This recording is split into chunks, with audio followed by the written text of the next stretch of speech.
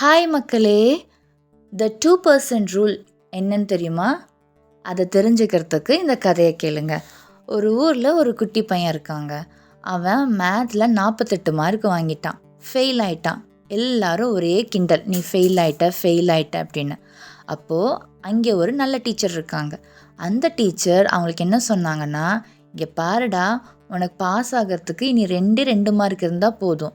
நீ 100 வாங்கணும்னு நினைக்காத, இந்த 2 மார்க்கை எப்படி இம்ப்ரூவ் பண்ணுறதுன்னு யோசி அப்படின்னு சொல்லி கொடுத்துட்டு போயிட்டாங்க. அது என்னமோ தெரிலங்க, அவனுக்கு அது மேஜிக் மாதிரி க்ரியேட் ஆயிடுச்சு. ஸோ அன்னிலிருந்து அவன் பர்ஃபெக்ஷன் பின்னாடி ஓடலை, ப்ராக்ரஸ் பின்னாடி தான் ஓட ஆரம்பித்தான்.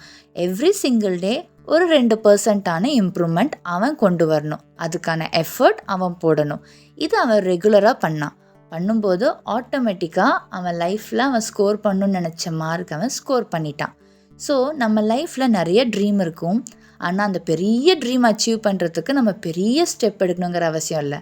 தினமுமே ஒரு 2% இம்ப்ரூவ்மெண்ட் காட்டுற மாதிரி எஃபர்ட்ஸ் எடுத்தாலே போதும். அதுவே நம்ம ட்ரீமை அச்சீவ் பண்ணுறதுக்கு ரொம்ப ஹெல்ப்ஃபுல்லாக இருக்கும். இப்போ புரிஞ்சுதா இந்த கதை? சொல்லுங்கள்.